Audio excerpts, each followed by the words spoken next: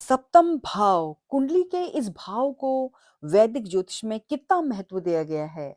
सप्तम भाव को ज्योतिष में किस और क्यों महत्वपूर्ण माना गया है? यह जातक के किन पहलुओं को नियंत्रित करता है? इसका हमारे जीवन में क्या प्रभाव पड़ता है? अगर आप भी इन प्रश्नों के उत्तर चाहते हैं, तो रील पूरी देखिए। वैदिक ज्योतिष में सप्तम भाव जो कि साझेदारी का घर माना गया है, विवाह इन सभी में सबसे महत्वपूर्ण है। इसे विवाह का भाव भी कहा जाता है। वास्तव में यह भाव इस बात का कारण बताता है कि आप रिश्ते में क्यों और किस प्रकार से लिप्त हैं। क्या यह प्यार, पैसा, व्यावहारिक कारण, सामाजिक दबाव या जीवन में शून्य को भरने के लिए है? यह भाव सब कुछ बताता है। यह आपकी संतान का भी संकेत देता है।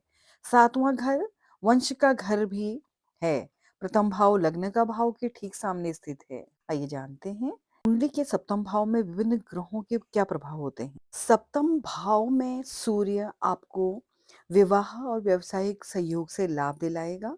आप ये जानते हैं कि आप क्या चाहते हैं। इसमें उच्च स्थिति के साथी की तलाश एक प्रवृत्ति होगी। यह आपको सुरक्षा की भावना और अधिक आत्मविश्वास प्रदान करता है। सप्तम भाव में यदि चंद्रमा हो, तो आपको एक प्यार करने वाला दयालु और सहयोगी साथी मिलने की संभावना है, जिसके प्रभाव भागीदारों और अन्य लोगों के साथ सामान्य रूप से समझौता करने की एक विशाल क्षमता को दर्शाता है। सप्तम में यदि बृहस्पति का भाव तैनात हो, तो साथी के माध्यम से धन प्राप्त करने के लिए बहुत सारे अवसर देगा। यह स्थिति सुखी, भागीदार और बहुत नाम और प्रसिद्धि देता है। व्यवसाय में यह स्थिति आपको उच्च लक्ष्य देगा, लेकिन व्यावसायिक मामलों में बहुत आदर्शवाद भी ला सकता है। 7वें भाव में शुक्र हो, तो आप एक सुखी वैवाहिक जीवन का आनंद लेंगे। विवाह से आपकी वित्तीय और सामाजिक स्थिति में सुधार हो सकता है। शुक्र की स्थिति आपको बहुत सारी रोमांटिक इच्छाएं और लालसाएं दे सकती है।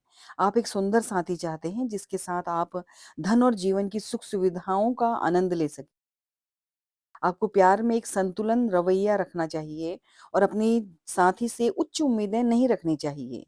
सप्तम भाव में यदि मंगल हो, तो आपको यह सुझाव है कि आपका रिश्ता एक भावुक और समर्पित होगा।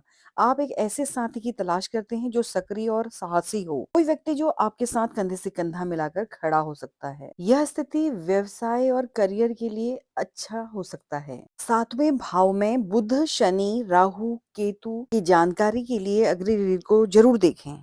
धन्यवाद।